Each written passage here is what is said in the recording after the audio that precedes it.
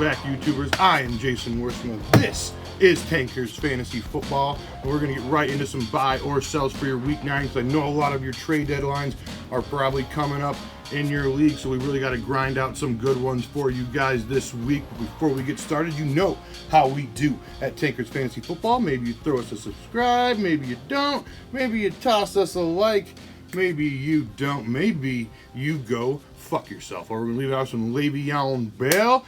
I know people were thinking after that Patriot game, things are going to start looking brighter for LeVeon Bell. He went out there against the Jags and just shit the bed for you. Since Darnold's return these 3 weeks, since we've had Sam Darnold, LeVeon Bell has never finished higher than the running back 22 in PPR scoring, and has only caught 5 passes since Sam Darnold's return. So that's pretty on the ropes. You probably get the owner feeling pretty down in the dumps about himself right now, but it does. I mean, if he doesn't get it better, if he doesn't get it sexy in these next 6 games, I don't know. We might be talking about LeVeon Bell is toast for the rest of his career out there, but I don't know. I mean, we were talking about he's got the Dolphins, he's got the Giants, the Redskins, the Raiders, the Bengals, and the Dolphins again over these next 6 games. I mean, that is just absolutely sexy deluxe. 5 of those 6 teams are like the bottom 12 against running backs in like DVOA out there. So, I mean, we're talking about LeVeon Bell. I mean, if you can go out there and get him for like back-end RB2 value, I definitely would look to do that. I am not going to pay the piper. I am not going to pay RB1 price, even with this situation, because I think the Jets are kind of falling apart out there.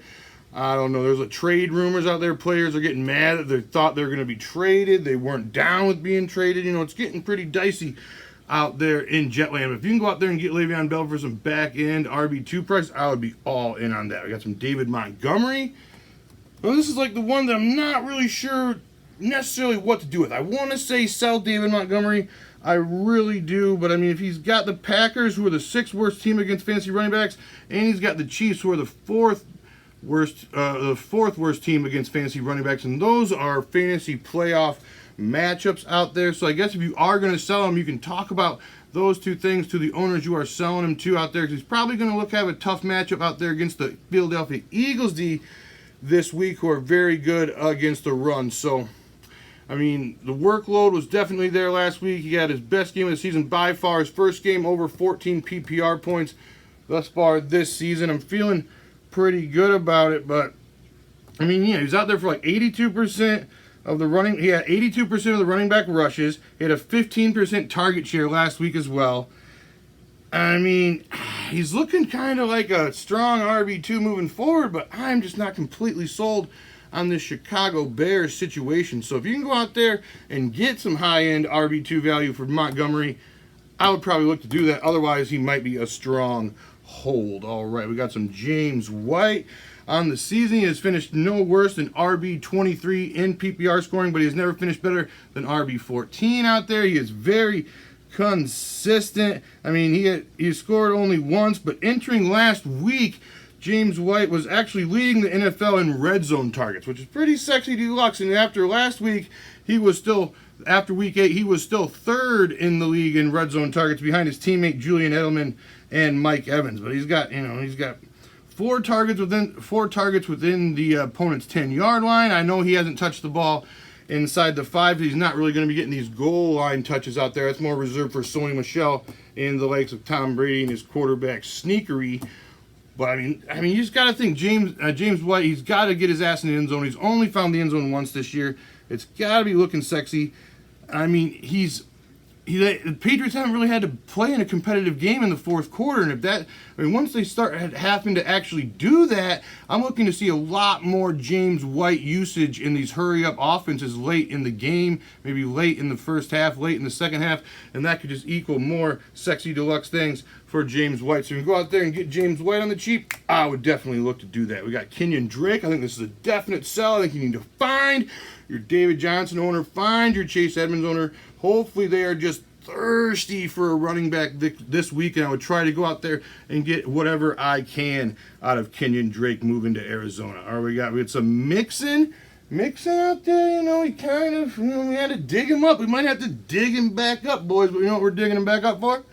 We're digging him back up to sell him. We're digging him back up to sell him. I mean, he had 8.5% target share on the week. That's garbage. And he still only played 50.6% of the Cincinnati snaps in this game. I mean, he's got his highest snap share over the last 3 games has been just 54%. Gio is in there all the fucking time. It just brings me down just thinking about how much Gio is in these football games.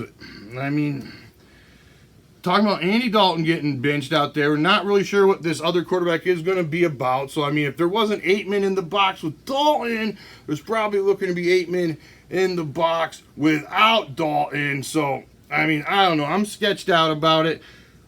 I think he's a really, really obvious sell high this week. I'm sorry, Joe. I love you. But if you can go out there and get RB2 return for Joe Mixon, I would definitely look to do so. All right, we got kind of a buy and a sell combo here. We got Myles Sanders. He only received 6 touches on the week. He only played 18% of the snaps, did Myles Sanders. He had the sexy deluxe games with only the 6 touches, but I think that was kind of a fluky situation. Jordan Howard still went out there and just dominated these running back touches, and Jordan Howard's going.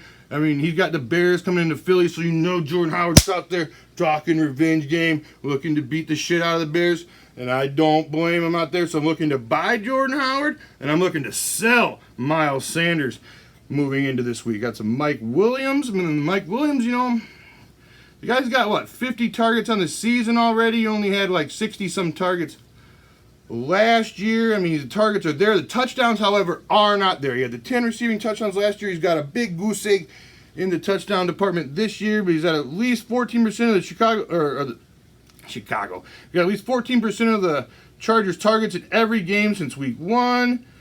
I mean, it's good, and he's got a couple of 20% or more in these last 3 of the last 4 contests. He's had at least 20% or more target share. I mean, just 7 wideouts have more air yards this season than Mike Williams. He has not found the end zone. I think that has to return more to the means. I think he's going to be finding the end zone 4 or 5 times in the second half of the season. I mean, I know it's hard. It's a hard thing to get invested in a guy who's just been a clear a 5th or 6th round fantasy pick. He was a bust. He's Bustzilla. But I think you can go out there. I mean, his owners probably haven't even been starting him since week 1 or 2. I think you can go out there and get yourself some Mike Williams on the cheap. All right, got some Tyrell Williams. I think he's another sell. He wasn't doing dick all the first half. Went out there and got it sexy for you with 3 for 81 and a touchdown. In the second half, he's got Darius Slay in week 9. Then he's got Casey Hayward in week 10. I think these touchdowns are kind of fluky. He's kind of been living and dying off the touchdowns when he's been healthy. So I think you can go out there and move some Tyrell Williams. I would look to do so. We got Scary Terry. It's been hard. It's been hard these last couple weeks for Scary Terry. He's got combined 5 catches for 50 yards over the last 2 games. And just an average of just the 3.0 catches and 50 yards over his last 4 games. So he's only averaging 3 catches for 50 yards over his last 4 games. He's got the Bills coming into Washington this week. Might be another tough ride for old Terry McLaurin out there, but they are saying Case Keenum is the starting quarterback when healthy, so that's good news because Haskins looked absolutely puke-filled garbage out there.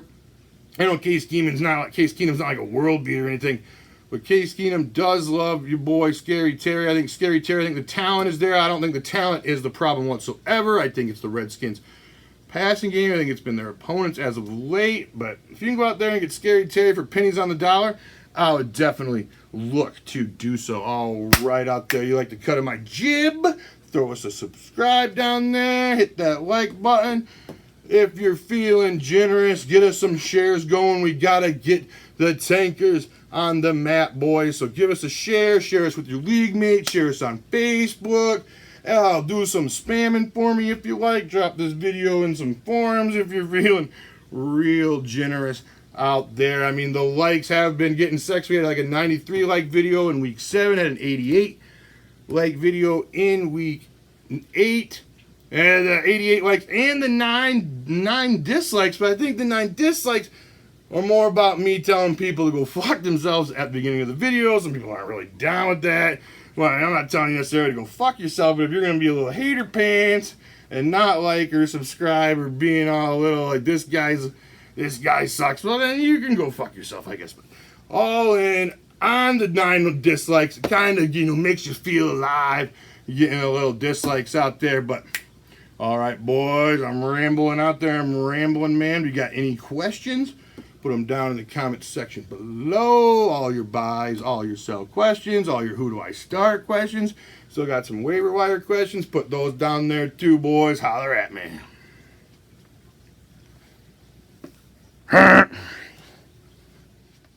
I'm hot as fuck, bitch.